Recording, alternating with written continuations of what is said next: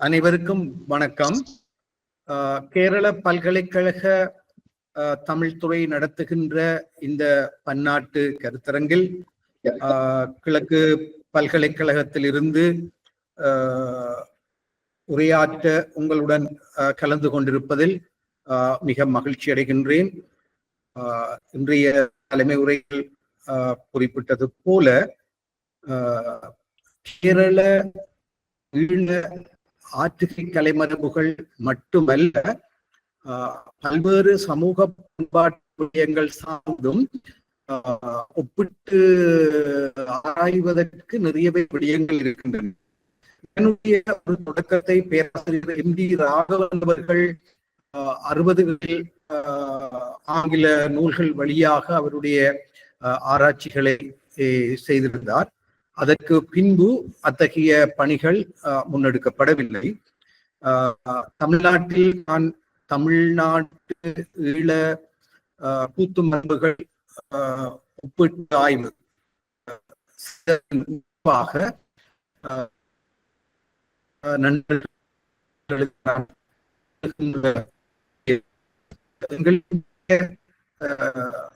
ஆற்றுகை கலைமரபுகள் மற்றும்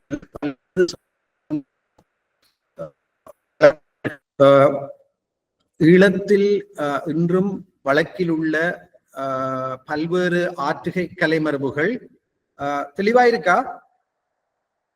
ஹலோ, தெளிவா இருக்குங்க.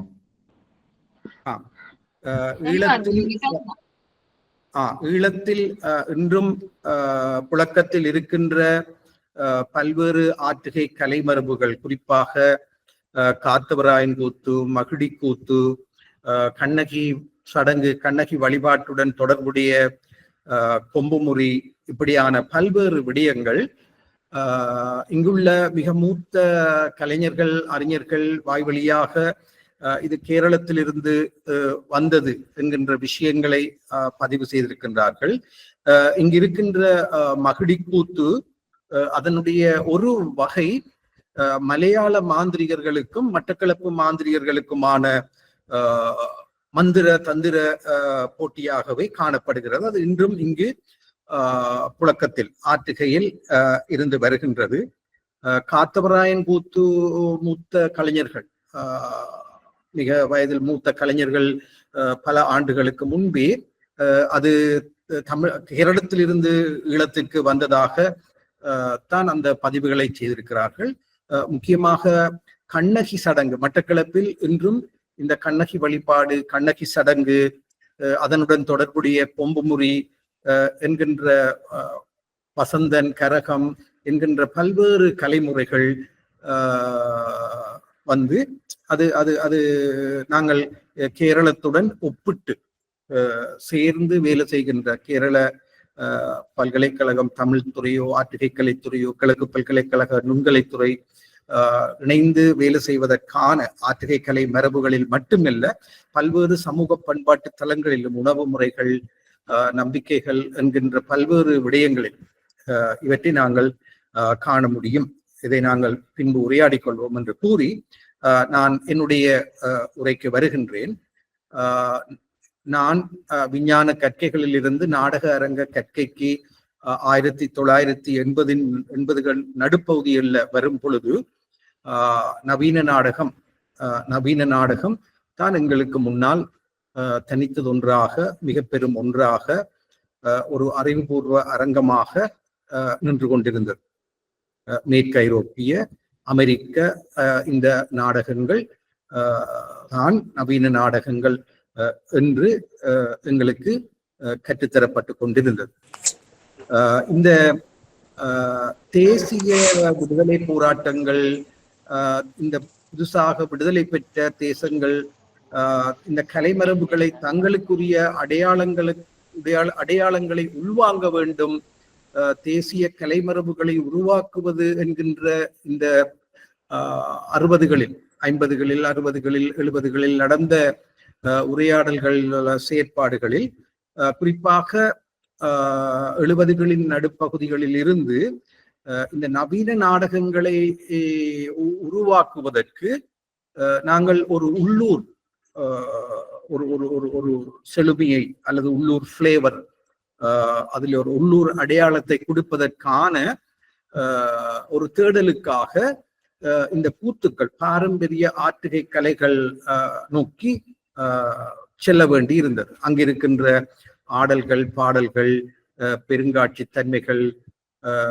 என்கின்ற விடயங்களை உள்வாங்கி நாங்கள் நவீன நாடகங்களை உருவாக்குவது, அதாவது ஈழத்தமிழர்களுக்கான ஒரு அடையாளத்துடன் கூடிய நவீன நாடகம் என்பது எங்களினுடைய உள்ளூர் கலைமரபுகளிலிருந்து, ஆற்றுகை கலைமரபுகளிலிருந்து ஆடல்கள், பாடல்கள், காண்பியங்கள் என்பவற்றை உள்வாங்கி நாங்கள் ஒரு மோடிப்படுத்தப்பட்ட ஒரு ஸ்டைலைஸ்ட் நாடகங்களை உருவாக்குவது என்பது ஒரு பெரும் போக்காக இருந்து கொண்டிருந்தது. அதற்கு சமாந்தரமாக ஓரளவுக்கு யதார்த்தவாத, இயற்பண்புவாத, இப்சனுடைய, செக்கோவினுடைய அந்த நாடகங்கள், அந்த நாடகங்களை அடியொற்றி மேடையேற்றுவது என்பதும், பிரெட்டினுடைய நாடகங்களை மேடையேற்றுவது என்பதும் நடந்து கொண்டிருந்தது. இந்த கூத்து அரங்கு பற்றின ஈழத்தின் மிக முதன்மையான காலத்தால் முந்திய கருத்து பேராசிரியர் கணபதி பிள்ளையினுடையதாக 1950களில், அதாவது தமிழ் இசை மரபு உருவாக்கத்துக்கு இந்த ஈழ தமிழர்களது தென்மோடி கூத்து ஒரு ஒரு ஒரு ஒரு மிக பெரும் அடிப்படையாக இருக்கும் என்ற ஒரு கருத்தை அவர் முன்வைக்கிறார். அதற்கு பின்பு அவரது மாணவரும் அவரது நாடகங்களை நாங்கள் இன்றைய அர்த்தத்தில் சொல்வதென்றால் ஒரு பின்காலனிய வகையிலான நவீன நாடகங்களை, ஒரு ஒரு யதார்த்த பாணியிலான நாடகங்களை நெறியாள்கை செய்தவர்களாக பேராசிரியர் வித்யானந்தன் அவர்கள் வருகிறார். இந்த 60களினுடைய நடுப்பகுதிகளில சிங்களத்தில மனமே சிங்கபாகு என்கின்ற 2 நாடகங்கள் அந்த உள்ளூர் ஆற்றுகை கலைமரபுகளை உள்வாங்கி இந்த படச்சட்டங்களில் நவீன நாடகங்களாக உருவாக்கப்படுகின்றன. அவற்றை அவர்கள் இன்று வரை சிங்கள தேசிய நாடகம் என்றதுக்கு மேலாக ஸ்ரீலங்காவினுடைய தேசிய நாடகம் என்று கட்டமைத்து வருகின்றார்கள். இன்றைய நிலையில் அந்த கதைகளின் பிற்போக்குத்தனங்களை கருத்தில் கொண்டு பெண்ணிலைவாத சிந்தனையாளர்களினுடைய கடும் விமர்சனத்துக்கு அது உட்பட்டிருப்பதை நாங்கள் பார்க்கின்றோம். அதே நேரம் தேசிய நாடகம் என்ற வகையில் சமூகத்தினுடைய ஒரு தேசத்தினுடைய பன்மைத்தன்மையை மறுதலிக்கின்ற அந்த ஓர்மையை ஏற்றுக்கொள்ளாத கடும் விமர்சனங்களும் இருக்கின்றது அந்த விடயம் சார்ந்து. அதே நேரம் இன்னொரு முரணான விஷயம் என்னென்று சொன்னால், அதாவது ஸ்ரீலங்காவினுடைய அந்த தேசிய நாடகம் என்று சொல்லப்படுகின்ற விடயங்கள் இன்று பேராசிரியர் சரச்சந்திராவினுடைய குடும்பத்தினுடைய உரிமத்துக்குரியதாக இருக்கின்றது. இந்த இந்த இந்த பின்னணியை நாங்கள் வைத்துக்கொண்டு இந்த நவீன சமூகத்துக்கு அல்லது நகரமயப்பட்ட சமூகத்துக்கு இந்த சிங்களத்தில் நிகழ்ந்தது போல் தமிழர்களினுடைய கூத்துக்களையும் அறிமுகப்படுத்த வேண்டும் என்று பேராசிரியர் வித்யானந்தன் அவர்கள் இந்த வட்டக்களரியில் ஆடப்படுகின்ற கூத்து, நான் அந்த கூத்து என்றதை நான் விவரிக்க வேண்டி இருக்கின்றது. ஏனென்று சொன்னால் தமிழ்நாட்டு கூத்தை நீங்கள் பார்த்தீங்கள் என்றால் அது ஒரு மிக பெரும்பாலும் கம்பெனிகளுக்குரிய கூத்து, அது பெர்ஃபார்மன்ஸ் மட்டும்தான் இருக்கு. இப்ப நீங்கள் தஞ்சாவூர்ல இரணியன் கூத்து அந்த விஷயங்களை பார்த்தீங்கன்னா தான் அது ஒரு சடங்கு சார்ந்த ஒரு விடயமாக, ஒரு கம்யூனிட்டி தியேட்டராக அது இருப்பதை பார்க்கிறோம். ஈழத்துல நாங்கள் பார்த்தோம் என்றால் இந்த கூத்துக்கள் அது ஒரு ஒரு சமுதாயத்தினுடைய ஒரு திருவிழாவாக, சடங்காக காணப்படுகிறது. அதில் ஒரு அம்சம்தான் ஆற்றுகை. நீங்க பார்த்தீங்கள் என்றால் எப்படி நாங்கள் எங்களோட கல்யாண வீடுகள் கொண்டாட்டங்களுக்கு எங்களுடைய உறவினர்கள் நண்பர்களுக்கு அழைப்பு விடுக்க வேண்டுமோ அவ்வாறு அழைப்பு விடுக்காவிட்டால் அது எப்படி ஒரு சங்கை குறைவாக அல்லது மரியாதை குறைவாக அல்லது அலட்சியப்படுத்தி விட்டது ஆக பார்க்கப்படுமோ அவ்வாறுதான் இங்கு பார்க்கப்படும். ஒரு இந்த கூத்து என்றது ஒரு 3-4 மாதம் அல்லது 2-3 மாதங்களுக்கு ஒரு தொடர் செயற்பாடாக இருக்கு. அதாவது சட்டம் கொடுக்கிறது, செலெக்ஷன் ஆஃப் கேரக்டர்ஸ் என்றது அது ஒரு செரிமனி, அது ஒரு கொண்டாட்டம் அது நடக்கும்.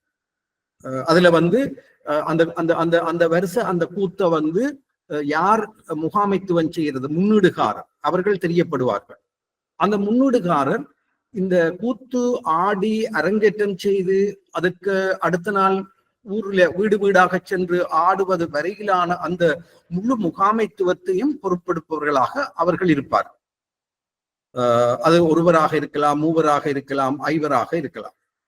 இந்த இந்த சட்டம் கொடுத்தல் என்ற இந்த தொடக்க இப்ப நாங்கள் நவீன நாடகத்துல பார்க்கிறோம் என்று சொன்னால் முதல் ரிஹர்சல்ல அந்த காஸ்ட் செலெக்ஷன் செய்கிறது என்கிறது. இந்த நவீன நாடக அரங்குக்கும் எங்களுடைய கூத்தரங்குக்கும் வித்தியாசம் என்னென்றால், நவீன நாடக அரங்கு அது பெர்ஃபார்மன்ஸ் ஆற்றுகையை மட்டும்தான் பார்க்கிறது. நாங்கள் நவீன அறிவு பின்புலத்தில் நவீன அரங்கில் எங்களுக்கு அரங்கு என்பது ஆற்றுகைதான். அதற்கு பின்னால் நடக்குகின்ற ஒத்திகைகள் அது அந்த குழுவினுடைய தனிப்பட்ட விஷயமாக பார்க்கப்படும். அது பற்றி பார்வையாளர்கள் அக்கறை கொள்வதில்லை. அவர்கள் வருகிறார்கள், பெர்ஃபார்ம் பண்ணப்படுற ஆற்றுகை செய்யப்படுற அந்த நாடகங்களை பார்க்கிறார்கள், தங்கள் எதிர்வினையை வெளிப்படுத்துகிறார்கள், அதை பற்றி பேசுகிறார்கள் அல்லது பேசாமல் இருக்கிறார்கள். ஆனால் கூத்து என்பது ஆற்றுகை மட்டுமல்ல. அதாவது சட்டம் கொடுத்தல், பகல்ல பயிற்சி நடக்கிறது, இரவில பயிற்சி நடக்கிறது, இன்னொரு பெரிய சடங்கு நடக்கும், சதங்கிய நிவிழா என்றது நடக்கும். ஆட்டத்துல எல்லாரும் தேர்ந்து விட்டார்கள் என்றால் அண்ணாவியார் முன்னீடுகாரர் சேர்ந்து ஒரு நாள் குறிப்பினம் பகல் முழுக்க ஆடப்படும் அந்த முழு இரவு கூத்து. அதுக்கும் எல்லாருக்கும் அறிவிப்பினம். அது பெரிய சமையல், சாப்பாடு, கொண்டாட்டம் அதுகள் எல்லாம் நடக்கும். உறவினர் கூத்தோட பரிச்சயம் உள்ளவர் ஒருவர் ஆடைக்குள்ளே அங்க பிற்பாட்டு பாடுவார், களரியில நடுவுக்குள்ள நிற்பார் என்ற வகையில் இருக்கு. பிறகு அரங்கேற்றம் என்றதும் அது இன்னும் மிகப்பெரிய ஒரு திருவிழாவாக இருக்கும். சொந்தக்காரர்கள் எல்லாம் அன்பளிப்பு செய்து மதிப்பு செய்து அன்றைக்கு சொல்லுவார்கள், அன்றைக்கு கூத்து பார்க்க இயலாது, என்னென்றா அன்றைக்கு அது கொண்டாட்டமா இருந்து கொண்டிருக்கு. அது பிறகு அடுத்த நாள் விடிய அப்படியே தொடர்ந்து ஊரில் உள்ள கோயில்ல அல்லது முக்கியஸ்தர்கள்ல அல்லது அந்த வீட்டுக்கு பார்க்க முடியாமல் நோயா இருக்கிறார்கள், வர முடியாம இருக்கிறார்கள் வீடு, இந்த கூத்து கலைஞர்களுடைய வீடுகளுக்கு வீடு வீடாக சென்று ஆடுவது. அந்த முதல் முறை ஆடினவர்கள் வீட்டில் அது விருந்து நடக்கும். அப்படியான பல்வேறு விஷயங்கள் சேர்ந்த ஒரு 3-4 மாதம் அல்லது 2-3 மாதம் ஒரு தொடர் செயற்பாடுதான் இந்த கூத்தரங்கு. ஆனால் எங்களினுடைய நவீன அறிவு இந்த கூத்தரங்கினுடைய முழுமையான பரிமாணத்தை காண தவறி இருக்கிறது. அதை வெறும் ஆற்றுகையாக மட்டும்தான் பார்த்திருக்கின்றது. அந்த ஆற்றுகை என்ற அளவிலும் அந்த ஆற்றுகையை அது எவ்வாறு ஒரு வட்டக்களரியில் ஒரு வட்டமான இடத்தில் ஊரவர்கள் எல்லாம் சுத்தி இருந்து பார்க்கின்ற அது பெரிய கடை தெருக்கள் இருக்கும். அவ்வாறான எல்லா விஷயங்களும் ஒரு கோயில் திருவிழா போல இருந்து கொண்டிருக்கும். கூத்து பார்க்க வரைக்குள்ள தமிழ்நாட்டில் இருக்கிற போதுதான் அந்த கூத்து வாத்தியார் சொல்லுவார், கூத்து பார்க்க வர்றவன் நித்திர கொள்ளதான் வர்றான். நவீன நாடகத்துல நாங்கள் அதை கற்பனை பண்ணியும் பார்க்கல. ஒரு நவீன நாடகம் மற்ற அது அவ்வளவு நேரம் நடக்கிறதும் இல்லை. அப்ப இந்த கூத்தினுடைய மெய்யான பரிமாணத்தை எங்களினுடைய நவீன அறிவு பின்பலத்திலான இந்த நவீன அரங்கு காண தவறி இருக்கிறது.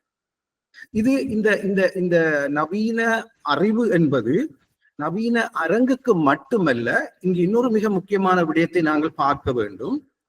இந்த நாங்கள் 2000 வருஷ பாரம்பரியம் என்று சொல்றோம். இன்றைக்கு கீழடி வந்தா பிறகு 5000 தாண்டி போய் கொண்டிருக்கிறோம். ஆனால் நவீன அறிவு என்று வரும் பொழுது அந்த கொலோனியல் கவர்மெண்ட் எங்களுக்கு ஒரு கல்வியை தரைக்குள்ளதான் நாங்கள் அறிவொளி பெற்றோம். அதுதான் அறிவுபூர்வமானது, விஞ்ஞான பூர்வமானது என்ற இதுக்கு முந்தின நூற்றாண்டு கால அறிவு எல்லாத்தையும் கட்டி வெட்டி விலத்தி விட்டுட்டு எங்களினுடைய நவீன அறிவுன்றது இந்த காலனியம் தந்த அறிவை விஞ்ஞானபூர்வமானதாக இன்று வரை கொண்டாடி கொண்டிருக்கிறது.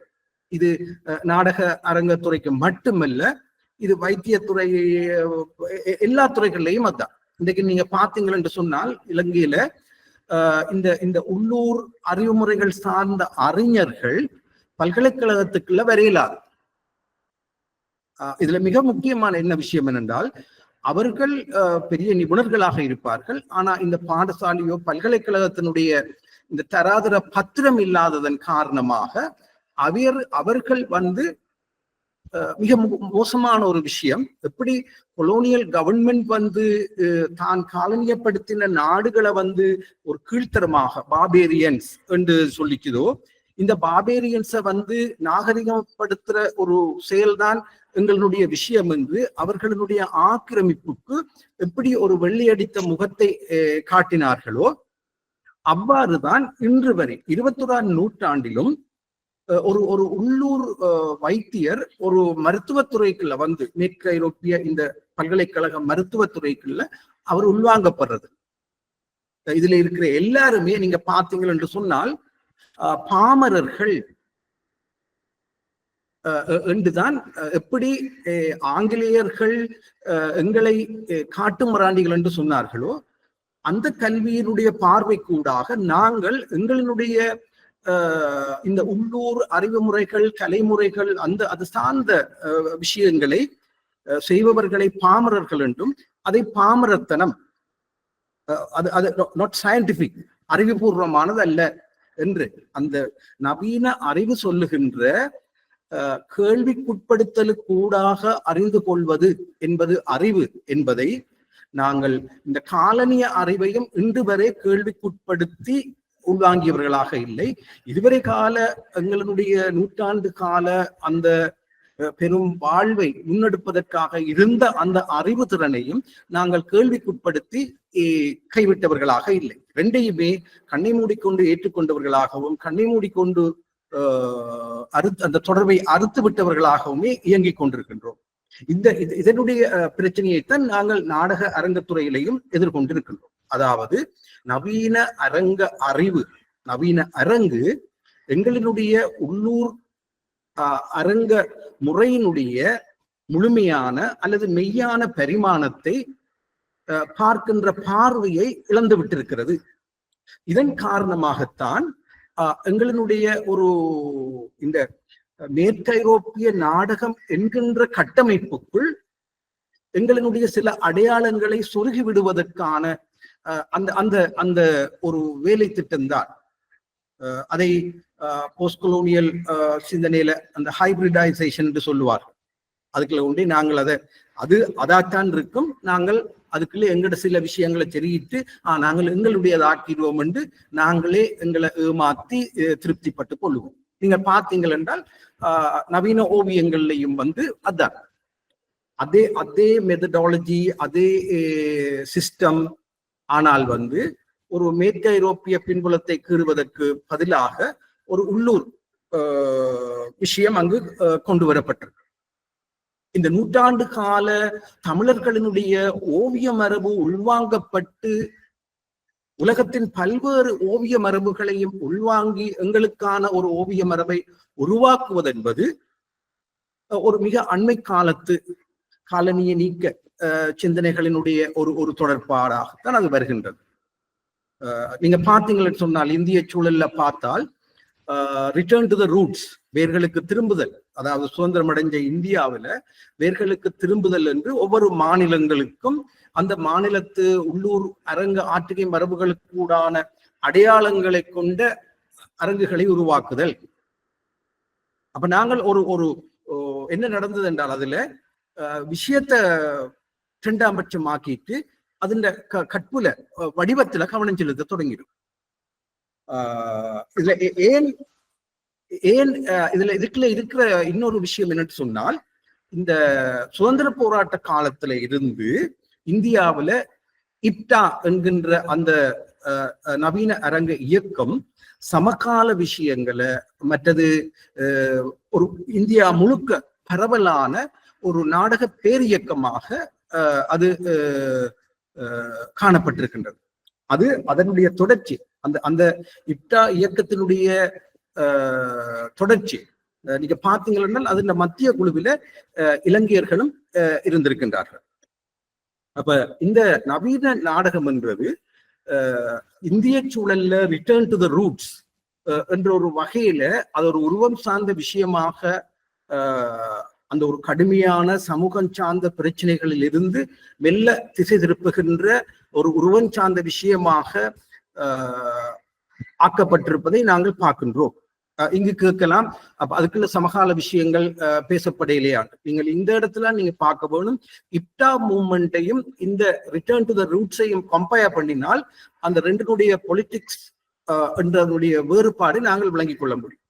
இங்கும் ஈழச்சூழல்லையும் இந்த தேசிய நாடக உருவாக்கம், அதாவது எப்படி சிங்களவர்களுக்கான ஒரு நாடகத்தை அவர்கள் உருவாக்கி இருக்கிறார்களோ அப்படி நாங்கள் உருவாக்க வேண்டும் என்று பேராசிரியர் வித்யானந்தன் சிந்தனையில 4 நாடகங்கள் பேராதன பல்கலைக்கழகத்துல, அதாவது வட்டக்கலையிலே ஆடப்பட்ட, அதுல பார்த்தீங்கள் என்றால் இந்த கூத்தினுடைய இயக்கம் என்றது அண்ணாவியார் தான் அதனுடைய, எப்படி ஒரு மாட்டு வண்டி சவாரிய அதனுடைய சாரதி கட்டுப்படுத்துவராக இருப்பாரோ அத்தகைய ஒரு ஒழுங்குபடுத்துனர் அல்லது கட்டுப்படுத்துனர் அல்லது ஆற்றுப்படுத்துனராக அண்ணாவியார் இயக்கத்தினர் அது முழு இரவும் இயங்கிக் கொண்டிருக்கு.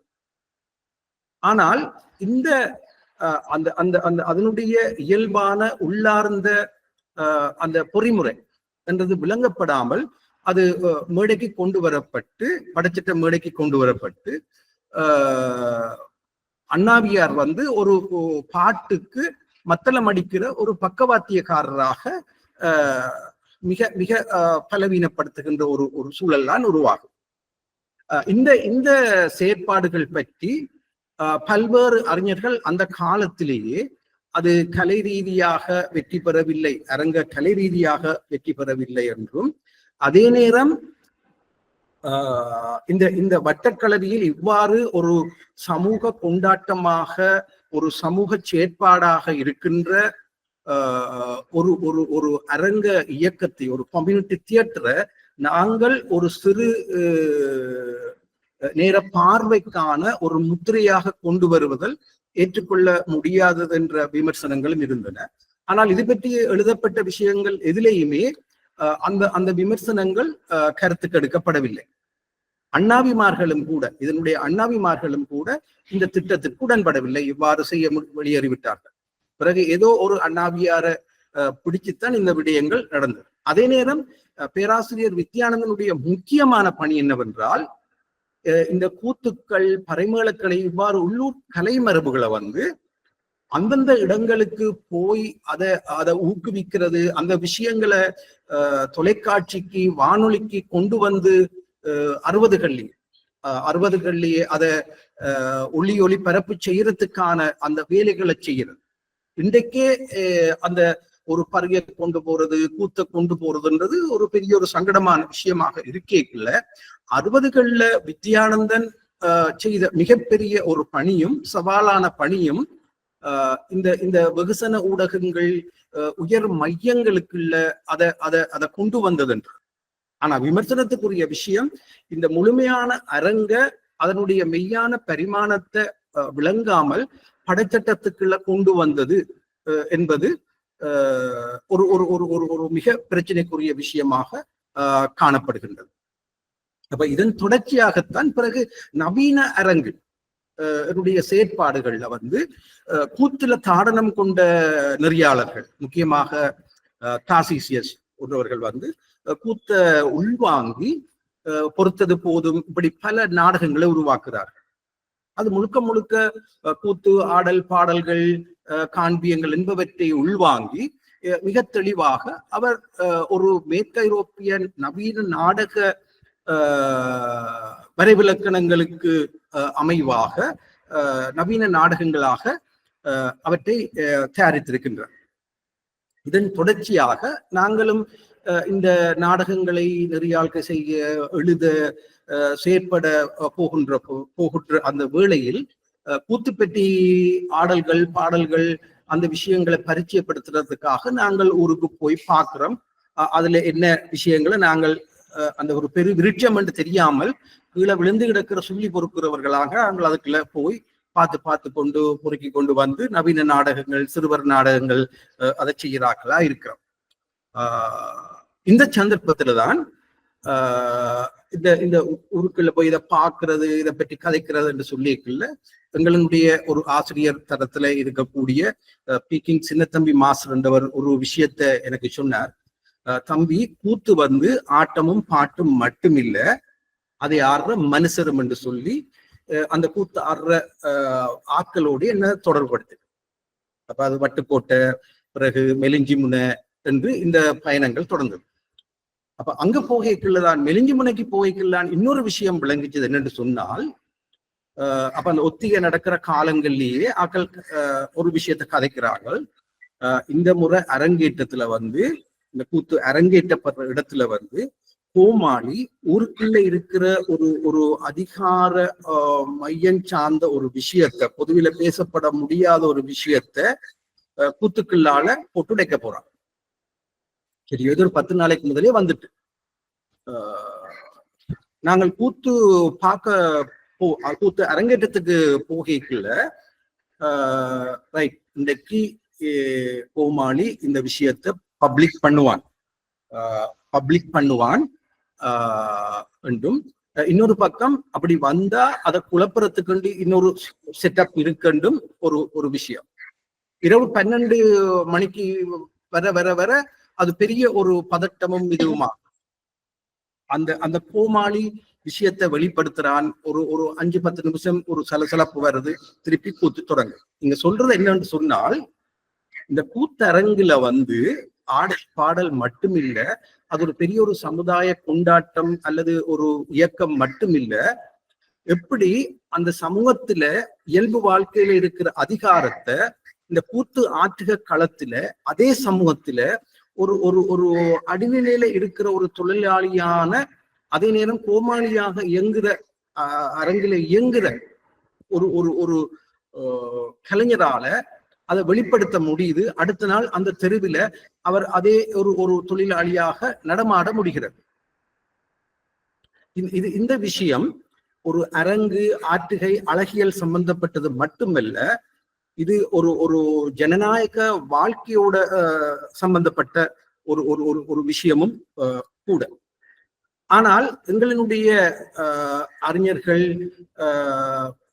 மத குருமார் மிக லாபகமாக இந்த கோமாளி ஆபாசமாக பேசுகிறார் அப்படி என்று சொல்லி அது கூத்துல இருந்து எடுத்து விட்டாங்க.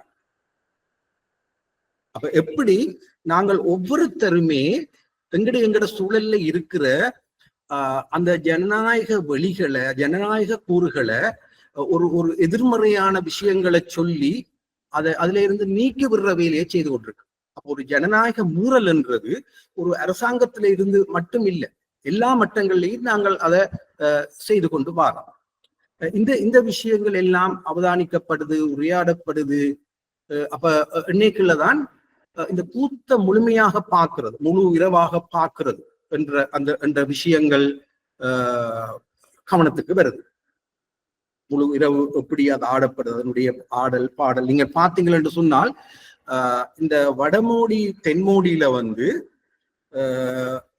அதனுடைய அது ஜதிகள் ஆடுறது வந்து தாளக்கட்டுகளுக்கு, அதாவது ஜதி கட்டுகளுக்குத்தான் கால் வைக்கலாம்.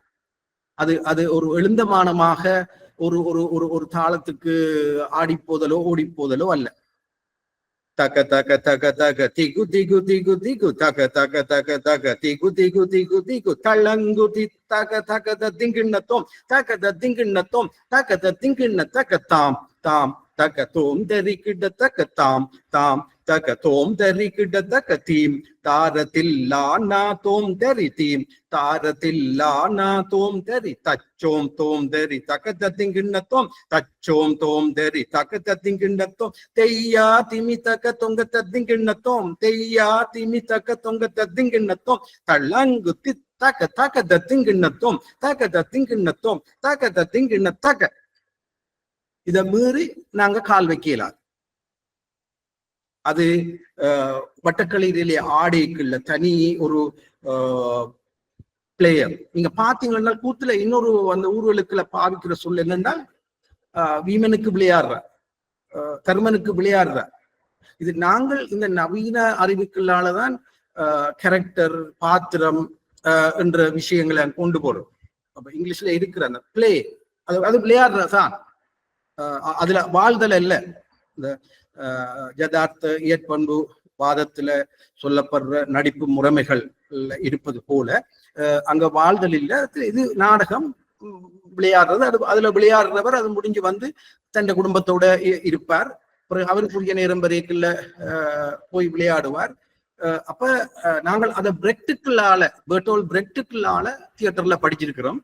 ஆனால் எங்கட தியேட்டருக்குள்ள நாங்கள் நேர போய் அதை படிக்கிறதுக்கு எங்கட கல்வி முறை விடையில. இன்றைக்கும் நாங்கள் இந்த நிலைமையில இருந்து விடுபடையில. இந்த விஷயம் தான் நீங்க பாத்தீங்கள் என்று சொன்னால், இன்றைக்கு ஆப்பிரிக்க நாடுகள்ல, லத்தீன் அமெரிக்க நாடுகள்ல வந்து டீகொலனைசிங் கரிக்குலம், டீகொலனைசிங் எஜுகேஷன், டீகொலனைசிங் எபிஸ்டிமாலஜி என்ற விஷயங்கள் மிக வலுவாக உரையாடப்பட்டு முறைமைகள் கொண்டு வரப்படும். மயோரின மக்கள் தங்களுக்கான இண்டிஜினஸ் ரிசர்ச் மெத்தடாலஜிஸ் அதை வடிவமைச்சிருக்கிறார். இது ஒரு கேபிட்டலிஸ்ட் வெஸ்டர்ன் ரிசர்ச் மெத்தடாலஜில இருந்து வித்தியாசமான. நீங்க எங்களோட ரிசர்ச் மெத்தடாலஜில நீங்க பாத்தீங்கன்னா அது பெரும்பாலும் இந்த உள்ளூர் கலைஞர்கள் எல்லாம் இன்ஃபார்மர்ஸ் தான், தகவல் வழங்கிகள் தான். எங்களுடைய ஆராய்ச்சிகள்ல பார்ட்டிசிபென்ட், பங்குதாரர்களாக அவை இல்லை. நாங்கள் பார்ட்டிசிபேட்டரி ஆக்ஷன் ரிசர்ச் மெத்தடாலஜிக்கு இன்னும் பெரும்பாலும் போறே இல்லை. எங்கட அறிவு தராதரத்துக்கு அவர்கள் எங்கட தலைக்குள்ள எங்களுக்கு தேவையான கேள்விகளுக்கு பதில் சொல்லுபவர்களை ஒழிய எங்களுடன் சேர்ந்து சிந்திப்பவர்கள் அல்ல என்ற அந்த ஒரு ஒரு ஒரு சிந்தனையை வந்து நாங்கள் இன்னும் கொண்டு வராததை காண்றோம். அப்ப இத்தகைய ஒரு பின்னணியில தான் கூத்து மீளுருவாக்கம் என்ற ஒரு கான்செப்ட் வந்து அது செயற்பாடு முன்னெடுக்கப்படுது. அதனுடைய போக்கில தான் அந்த கூத்து மீளுருவாக்கம், ரிஃபார்முலேஷன் ஆஃப் கூத்து as an organic form of community theater என்கின்ற விஷயம் முன்வைக்கப்படுது. இதுக்கு நான் எப்படி வந்து சேர்றேன் என்று சொன்னால், இதை செய்ய வேண்டும் என்று வரையில நாங்கள் தொடர்ந்து வேலை செய்து கொண்டிருக்கீங்களே. அதாவது யாழ்ப்பாணத்துல முதல் நவீன நாடகம் செய்கிற ஆட்களுக்கு தெரியும். அதாவது நாடக தயாரிப்புக்கு பயிற்சி கொடுக்கறதுக்காக தியேட்டர் ஒர்க் ஷாப் செய்யறது, அதுக்குள்ளால பயிற்சியை கொடுத்து நாடகங்களை தயாரிக்கிறது. பிறகு ஒரு கட்டத்துல வந்து இந்த தியேட்டர் ஒர்க் ஷாப்புகள் தனிய நாடகம் செய்யாட்டிலும் அதை தனியே செய்கிறது. அதுல இம்ப்ரவைசேஷன், புதிதளித்தல், அரங்க விளையாட்டுக்கள், உள்ளூர் விளையாட்டுக்கள் என்ற விஷயங்களை விளையாடுறது. முக்கியமாக இந்த இம்ப்ரவைசேஷன் சமகால விஷயங்களை எடுத்து குழு நிலையில புதுதளிக்கிறது, கலந்துரையாடுறது என்ற விஷயங்கள் எல்லாம் வருது. பிறகு இந்த புதிதளித்தல் முறைக்குள்ளால நவீன நாடகங்கள், ஒரு ஸ்கிரிப்ட், எழுதப்பட்ட ஸ்கிரிப்ட் வச்சுக்கொண்டு நாடகம் செய்யாமல் புதிதளித்தல் முறைக்குள்ளாலேயே நாடகங்களை எழுதி பிறகு டிரெக்ட் பண்றதும் வருது. அல்லது முழுக்க புதிதளித்தல் முறைக்குள்ளாலேயே நாடக ஆற்றுகைக்கு போற அந்த செயற்பாடுகள் எல்லாம் வருது. இப்படி சில விஷயங்கள்ல புதிதளித்தல் முறைகள் செய்து சில களப்பயிற்சிகள் செய்யக்குள்ள இந்த போர்க்காலங்கள்ல, இடப்பெயர்வுகள்ல பெண்கள் எல்லா தரப்பு ஆண்களாலும் வன்முறைக்கு உட்படுத்தப்பட்ட விஷயங்கள், பாலியல் பலாத்காரத்துக்கு உட்படுத்தப்பட்ட விஷயங்கள் வெளிப்பட தொடங்கிக்குள்ள எங்களுக்கு ஒரு விஷயம் விளங்குது. நாங்கள் இதை பப்ளிக் பெர்ஃபார்மன்ஸுக்கு கொண்டு போக முடியாது. ஏனென்றால் அந்த ஏற்கனவே விக்டிமாக இருக்கிறவர்கள் மேலும் விக்டிமைஸ் பண்ணப்படுறதுக்கு, பாதிப்பு அடையிறதுக்கு அது வழிகோலுவதாக இருக்கும். அப்ப நாங்கள் அந்த தியேட்டர் ஒர்க் ஷாப்பே பூர்ணப்படுத்த வேண்டிய தேவை வருது. அடுத்தது இன்னொரு விஷயம் விளங்குது. நாங்கள் வந்து அரங்கக்காரர், டிராமட்டிஸ்ட், தியேட்டர் பீப்பிள், நாங்கள் ஒரு கவுன்சிலர்ஸோ சைக்கியாட்ரிஸ்டோ சைக்காலஜிஸ்டோ இல்லை. அப்ப இந்த விஷயங்களை அவர்களை கையாளுறதுக்கு ஒரு ஒரு திருப்ப இயன்ற வரையில இயல்பு வாழ்க்கை கொண்டு வரதுக்கான ஆற்றுப்படுத்தல் அந்த அந்த அவைகள் எங்களோட அரங்கு செயற்பாட்டுக்களை வரையிடும். கணிசமான சந்தர்ப்பங்கள்ல சட்ட நடவடிக்கைகள் அதற்கு எடுக்க வேண்டிய அல்லது சட்ட பாதுகாப்புக்காண்டி லீகல் எக்ஸ்பர்ட்ஸ் வரையிடும். அப்ப இது பார்வையாளருக்காண்டி இல்ல, அதுல பங்கு பெற்றவர்களுக்குரிய உள ஆற்றுப்படுத்தல், அவர்களை சமூகமயப்படுத்தல், அவர்களுக்கான சட்ட பாதுகாப்பு நீதியை பெற்றுக் கொடுத்தல் என்ற ஒரு செயற்பாடாக வரைக்குள்ளதான் அதை நாங்கள் தியேட்டர் ஒர்க் ஷாப் என்பதை ஒர்க் ஷாப் தியேட்டர் என்ற ஒரு புது வகையாக வருது. இது எங்கேயோ ஆங்கிலத்து புத்தகத்தை படிச்சு போட்டு செய்த விஷயம் இல்லை. நாங்கள் தொடர்ந்து வேலை செய்து கொண்டு வரும் பொழுது எங்களது தேவைகள் இந்த புதிய வகைகளை நோக்கி இட்டு சென்றது. இதனுடைய தொடர்ச்சியாகத்தான் இப்ப யாழ்ப்பாணத்துல இருந்து மட்டக்களப்புல வந்து கூத்துக்கள் பார்க்க போகைக்குள்ள இந்த கூத்து முழுருவாக்கம் என்ற விஷயத்தை சிந்திக்கையும் கூட என்னுடைய பார்வைக்குள்ள இருந்தது பெர்ஃபார்மன்ஸ், அந்த ஆற்றுகை.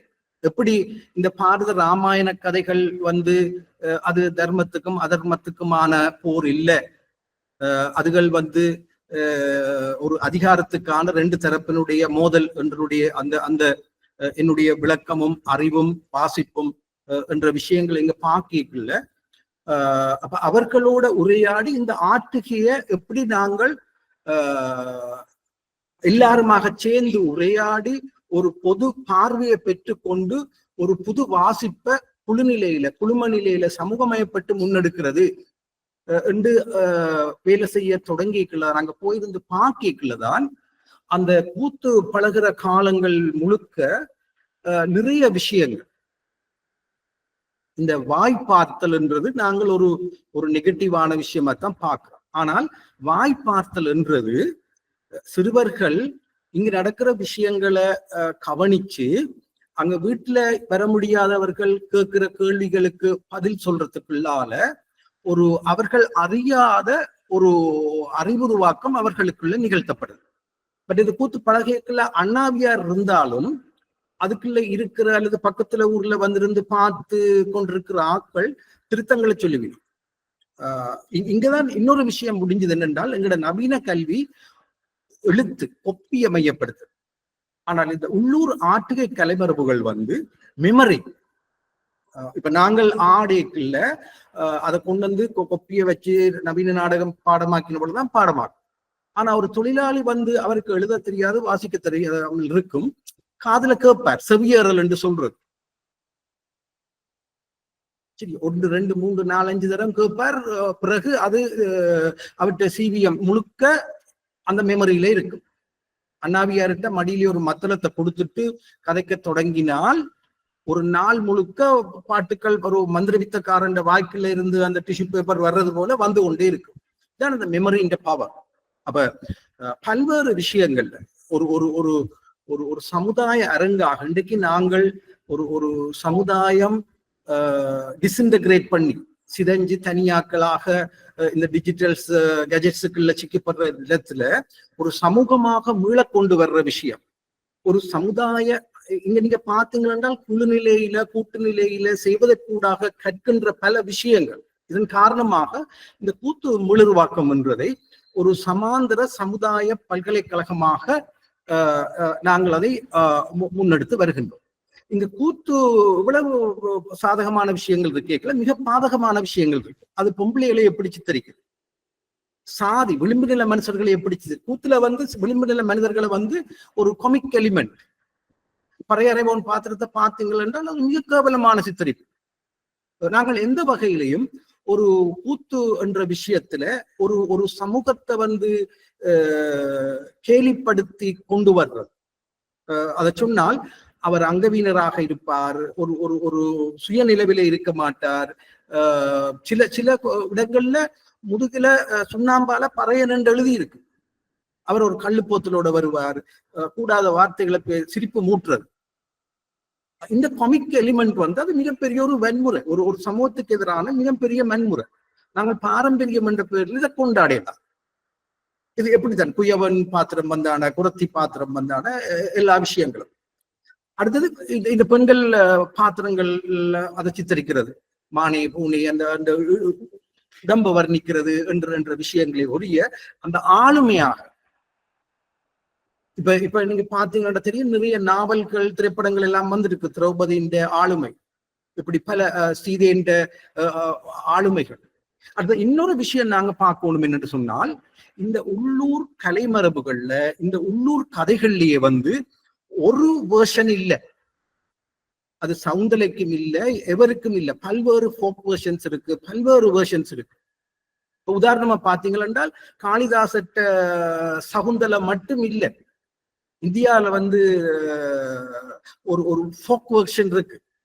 சொன்னது போல சிலப்பதிகாரத்துல எப்படி கண்ணகி கடைசியில மிகப்பெரிய ஒரு வாதத்தை செய்யறாவோ, அது போல இந்த சகுந்தலை வாதிருவா. காளிதாசத்த சகுந்தலை மனதுக்குள்ளான எல்லாம் கதை. சரி, இப்ப இரணியன் இந்த உள்ளூர் கலைமதுகள்ல இருக்கிற விஷயம் நீங்க பாத்தீங்கன்னா அது 1 டைமென்ஷனல். இப்ப இரணிய சமார நீங்க பாத்தீங்கன்னா இரணியனுக்கு ஏன் கோபம் வருது? அவன் அசுரர்கள் என்று சொல்லி அதர்மம், கோபம், அட்டூழியம். இரணியனுக்கு ஏன் கோபம் வருது? அந்த கேள்வியை கேட்டோம் என்றால் எங்களுக்கு விளங்கும். அப்ப இது சார்ந்த விஷயங்களை ஒரு 2-3 வருஷம் பல்வேறு வகையிலான பல்வேறு மட்டத்துக்குள்ள வாசிக்கிறது, உரையாடல், இது பற்றின திரைப்படங்கள் காட்சிப்படுத்துறது, கதாபிரசங்கங்கள், அந்த கெசட்டுகள் ஊர்களுக்குள்ள ஷேர் பண்றது, கதாபிரசங்கங்கள் தொடர்ந்து அந்த கதைகளை சொல்றது, கதை சொல்லிகள் கதை சொல்றது, இந்த விஷயங்கள் செயற்பாடுகளுக்கு ஊடாக அந்த கதையை நாங்கள் நுண்ணிதாக விளங்க தொடங்கும் பொழுது அதுக்குள்ள இருக்கின்ற விமர்சன ரீதியான கேள்விகள் இயல்பாக வரத் தொடங்கும். இவ்வாறு வரத் தொடங்குகிற சந்தர்ப்பத்தில் தான் நாங்கள் இந்த பெண்ணிலவாத சிந்தனைகள், பெரியாரிய சிந்தனைகள், பழங்குடி மக்கள் சிந்தனைகள், இவ்வாறு பல்வேறு சுற்றுச்சூழல் சார்ந்த சிந்தனைகள், பல்வேறு விஷயங்களையும் உரையாடலுக்கு வரும் பொழுது ஒரு கட்டத்தில் நாங்கள் இந்த விடயத்தை இவ்வாறு தொடர்ந்து ஆட முடியாது. கணிசமான அளவு இந்த விடயங்கள் எங்களுக்கு எதிரானவையாகவே இருக்கின்றன. எங்களது கைகளால் எங்களது கண்களை குத்திக் கொள்ள முடியாது. நாங்கள் எங்களது நோக்கில் இந்த கதைகளை எழுத வேண்டும் என்கின்ற இது நான் சொல்றது 2 நிமிஷத்துல முடியும். ஆனால் இது 2-3 வருஷ ஒரு தொடர் செயற்பாடு, 24 மணித்தியால ஒரு தொடர் செயற்பாடுகளுக்குள்ளால ஒரு குழு நிலையில அந்த ஸ்டோரி லைனை உருவாக்கி எழுதக்கூடியவர்கள் அதை எழுதி வாசிச்சு விமர்சிச்சு கலந்துரையாடி திருப்பி எழுதி ஒரு நீண்ட செயற்பாடுகளுக்காக ஒரு எழுத்துரு பூர்ணப்படுத்தப்படும். உதாரணமாக நாங்கள் இங்க வடமோடியில ஒரு மிக முக்கியமான தாய் கூத்து என்று சொல்லக்கூடிய தர்மபுத்திரன் கூத்து, இந்த உரையாடல்களுக்குள்ளால எல்லாம் எழுதி முடிச்சு வரைக்குள்ள அதனுடைய தலைப்பு சிம்மாசன போர். இது ஒரு 3-4 வருஷ விஷயம்.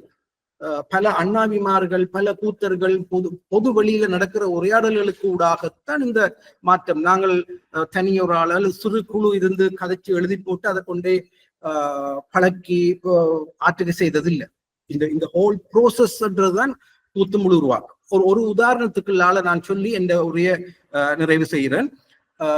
அதாவது பறையறைவோன்னு பார்த்து நான் சொன்னேன் எப்படி இருந்தது. நீங்க பாத்தீங்கன்னா இப்படி வரும்.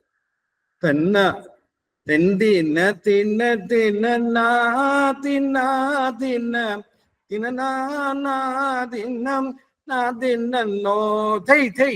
அதாவது ஒரு வெறியில வர்ற அந்த ஒரு ஆட்டம் தான் அது. இப்ப அண்ணாவியார், பரமேல கலைஞர்கள், பல்வேறு கூத்தர்கள், சமூக ஆர்வலர்கள், இளைஞர்கள், யுவதிகள் என்று எல்லாம் சேர்ந்து இதை நாங்கள் இப்படி ஆட இயலாதுன்னு முடிவெடுத்தாச்சு. அப்ப எப்படி ஆடுறது? நாங்கள் பரமேல கூத்தண்டு அந்த இன்னொரு ஆற்றுக மரபு இருக்கு. அதுல இருந்து சில ஆட்டங்களை எடுத்து போட்டு எல்லாம் ஒரு 3-4 மாதம் உரையாடல் நடக்கும். ஒரு நல்ல பழுத்த வயது போன அண்ணாவியார் இந்த பரமேல கலைஞர்கள் எல்லாரும் இருக்கணும் பட்டாரன்னு சொன்னார். தம்பி பறையங்கள் இப்படி ஊத்ததான், அவங்கள அப்படித்தான் இருப்பாங்க. நமக்கு நெஞ்சு பகிர்ன்றது. ஏனென்றா எல்லாம் பரமேல கலைஞர்கள் எல்லாரும் இருக்கணும். பிறகு முடிஞ்சா பிறகு நான் அவையோட போய் மன்னிப்பு அவர் சொன்னார், தம்பி இதிலும் விட அவமானங்களை பட்டுத்தான் நாங்கள் வந்திருக்கிறோம், அவர்கிட்ட இருந்து நாங்கள் அதை தவிர வேறைய எதிர்பார்க்கலார். இப்ப எங்கட நோக்கம் இதை மாற்ற, நாங்கள் அதுல கவனம் செலுத்தும் என்று அந்த பறை என்று சொல்றது ஏற்கனவே ஒரு வெகுசன ரீதியில ஒரு மோசமான விளக்கமா இருக்கிறதால அவர்கள் நாங்கள் ஏன் அதை முரசம் என்று பாவிக்கலாத ஒரு அழகான தமிழ் சொல்லு. இன்றைக்கு நாங்கள் பறை சார்ந்த ஆற்றுகை பயில்வு, ஆற்றுகை சார்ந்த ஆய்வுகளுக்கு நாங்கள் முரசம் கலைகள் மற்றும் கற்கைகள் மன்றம் என்ற அந்த பேர்லாம் வச்சிருக்கிறோம். அப்ப இப்படி ஒரு 3-4 மாதம் என்னடா இன்னொரு கலைமரபில இருந்து நாங்கள் எடுத்து கூத்துல போட்டா நாளைக்கு விமர்சிப்பினம், அது இன்னொரு கலையில இருந்து எடுத்து கூத்த பழுதாக்கிட்டாங்க, அதை கூத்த திரிவுபடுத்திட்டாங்க, அதை ஏற்றுக்கொள்ளத்தான் வேணும். அப்பதான் இந்த சந்தர்ப்பத்துல தம்பிமுத்து அண்ணாவியார் அவர் எழுத மாட்டார், வாசிக்க மாட்டார், ஒரு பல்துறை ஆளுமை, ஊடாவி, விவசாயி, ஊத்துக்காரன், வேட்டக்காரன், இந்த வாத்தியங்கள் எல்லாம் செய்கிறாள். இந்த பல்துறை ஆளுமை, எழுத மாட்டார், வாசிக்க மாட்டார், இந்த பல்துறை ஆளுமை, இவியலைத்தான் நாங்கள் பாமரர் என்று சொல்றோம். தெரியும். அப்ப இருந்து திடீரென்று சொன்னார், தம்பி அந்த கதையை கூட்டி வச்சிங்கள் என்றால் குணம் மாறும் என்றார். அதாவது தாளத்தை நாங்கள் ஃபாஸ்டா வச்சா கேரக்டர் மாறும். தின்ன தின்ன தின்னா தின்னா தின்ன தின்னா தின்ன நோம் அப்படிங்க பாத்தீங்கன்னா ஒரு குடிகாரன்ல இருந்து ஒரு கட்டியக்காரன் போல ராஜ கம்பீரத்தோட வர்றது ஒரு சிம்பிள். அப்ப இந்த கூத்து முழுவாக்கம் என்றது ஒரு கூட்டு செயற்பாடு, கூட்டு சிந்தனை என்ற அந்த அதனுடைய அடிப்படை, ஒரு தனியால் சார்ந்த விடயம் அல்ல. இன்னைக்குள்ளதான் அந்த செயற்பாட்டுல இன்றைக்கும் இனியும் யாரும் விமர்சிக்க முடியாத ஒரு தீர்வுக்கு போறதுக்கான அந்த கருத்து இந்த நாங்கள் பாமரர் என்று சொல்ற அந்த ஒரு உயர் அறிவுப்புலத்தில இருந்து எங்களுக்கு கிடைக்குது. இது ஒரு விஷயம். ரெண்டாவது, அவர் வெள்ளாம செய்கிறார். அப்ப ஒரு நாள் கேட்டார், தம்பி நாங்கள் இந்த மூலுருவாக்கத்தை வெள்ளாமையிலையும் செய்யவோம். என்ன எனக்கு அது உடனே விளங்கல. என்னென்றால் நாங்கள் இந்த மருந்தடிச்சு எண்ணெய் அடிச்சு வெள்ளாம செய்து கையில மிஞ்சிற காசும் நாங்கள் இயற்கை முறையில வெள்ளாம செய்து கையில மிஞ்சிற காசும் பெரிய வித்தியாசம் இல்லை. அப்ப ஏன் நாங்கள் பூமியையும் கொல்லி மனுஷரையும் கொல்லுவார்? ஆனால் இந்த விஷயத்தை, இது நடந்தது 2004ஆம் ஆண்டு. இந்த விஷயத்தை நாங்கள் எங்களுடைய பல்கலைக்கழக விவசாய முகாமைத்துவ விரிவுரையாளரோட கதை கேட்கல, அது அவர்களால புரிஞ்சு கொள்ள முடியாமலே போயிட்டு. அதிர்ஷ்டவசமாக எங்கட ஒரு உதவி விரிவுரையாளர் வெள்ளாம செய்கிறாளா இருந்தபடியால் அவரோட ஊர்ல கதைச்சுதென்று நாங்கள் அதை ஒரு பட்ஜெட் பண்ணி பார்த்தா அது உண்மையும் தான். சரி, அப்ப இந்த வகையில நாங்கள் பல்கலைக்கழகங்கள், உயர் கல்வி நிலையங்கள் என்ற விஷயங்கள் உண்மையில அது நாங்கள் எங்களை பற்றி சிந்திக்கிற ஒரு இடமாக இன்னும் இருந்து கொண்டிருக்கா, அல்லது இன்னும் காலனியத்துக்கு சேவகம் செய்து கொண்டிருக்கிற ஒரு இடமாக இருந்து கொண்டிருக்கின்றதா என்று சிந்திக்க வேண்டியவர்களாக இருக்கின்றோம். இதற்கு சமாந்தரமாக இந்த கூத்து முழுவாக்க செயற்பாடு என்பது, அந்த கலை வழி செயற்பாடு என்பது அது ஒரு சமூக வலுவாக்கத்துக்கான ஒரு சமூக கல்வி நிலையமாக, அது எப்படி நாங்கள் 21ஆம் நூற்றாண்டினுடைய அறங்கள் எல்லாத்தையும் உள்வாங்கி ஒரு சமூகத்தை உருவாக்குறதுக்கான எங்களினுடைய அந்த பொதுமக்களினுடைய கரங்களில் இருக்கின்ற ஒரு சாதனமாக இருக்கின்றது என்ற விஷயம்தான் என்னுடைய இந்த உங்களோட நான் பேசியது. அதாவது நாங்கள் ஒரு பெருவிருட்சத்தை அதன் மெய்யான பரிமாணத்தை காண முடியாமல் சொல்லி பெருக்க சென்றவர்கள் தொடர்ந்து அதற்குள் பயணப்பட்டதன் காரணமாகவும் அதற்குள் இருந்த அறிஞர்களது கருத்துக்களுக்கு செவிமடுத்ததன் காரணமாக இந்த கூத்து முழுவாக்கம் என்ற விஷயத்தை செய்ய முடிந்தது. இதன் தொடர்ச்சியாக இந்த தமிழர் மரபில் நீங்க பார்த்தீங்கள் என்றால், அது சின்ன பிள்ளைகளுக்கு கூத்துட்டாலும் இந்த பாரத ராமாயண கதை தான் ஆகும். ஆனா இந்த நவீன நாடகங்கள் நீங்க பாத்தீங்கள் என்றால் இந்த வயதுக்கேற்ற கதைகள் அதுகள் இருக்கிறது போல நாடகங்களும் இருக்கு. அப்ப இந்த நவீன சிறுவர் நாடக அனுபவத்தையும் இந்த சட்டம் கொடுத்தல்ல இருந்து வீட்டுக்கு வீடு ஆடுற இந்த முழு பொறிமுறையையும் இணைச்சதான சிறுவர் கூத்தரங்கு என்றதையும் நாங்கள் அடுத்த கட்டம் போறோம். அந்த விஷயங்கள் நடைபெற்று கொண்டிருக்கு. ஏனென்று சொன்னால் இந்த சிறுவர் கூத்தரங்குகளுக்குள்ளால அடுத்த விஷயம் என்னென்றால் இந்த கலைமரபுகள் எல்லாம் ஒரு ஆண் திமிர் கொண்டதாகத்தான் இருக்கு, ஆண்களுக்குரியதாகத்தான் இருக்கு. இந்த சிறுவர் கூத்து அப்ப ஒன்று நாங்கள் இயன்றவரை இதுல பெண் பாத்திரங்கள் பெண்கள் ஆடுற ஒரு சூழலைத்தான் நாங்கள் உருவாக்குறோம். அப்ப அதை இன்னும் வலுப்படுத்துறதுக்காக ஒரு சிறுவர் மட்டத்துல இருந்து இந்த சிறுவர் கூத்தரங்கு என்பது ஒரு மிகவும் பாசிட்டிவான பார்வையோட கலைத்திறத்தோட ஒரு சிந்தனை திறத்தோட வளர்றது. அதனூடாக அது இந்த பெரிய கூத்த கையேற்று கொண்டு போகும் பொழுது அந்த இன்றைக்கு நாங்கள் சமகாலத்துல இருக்கிற கூத்துக்கள்ல இருக்கிற இந்த பாரதூரமான விஷயங்கள் களையப்பட்டு போய்கொண்டிருக்கு. ஏனென்றால் இதுக்குள்ள நடக்கிற மாற்றங்கள் ஏதாவது ஒரு மத்திய அதிகார நிலையத்திலிருந்து உத்தரவு போட்டு செய்யப்படுற மாற்றங்கள் இல்லை. அந்த சமூகத்துல இருக்கிற மனுஷர்களோட உரையாடி வாதாடி செயல்பட்டு அது ஒரு உள்ளார்ந்த மாற்றத்துக்கான விடயங்களாக இருக்கும் பொழுதுதான் அது ஒரு நிலைத்து நிற்கும் விஷயமாக இருக்கும். எங்களுடைய நவீன நாடகத்திலிருந்து இந்த கூத்தரங்கை நோக்கி கூத்து உருவாக்கம் சிறுவர் கூத்தரங்கு என்ற இந்த பயணத்தினுடைய பின்புலம் இதுதான். நன்றி.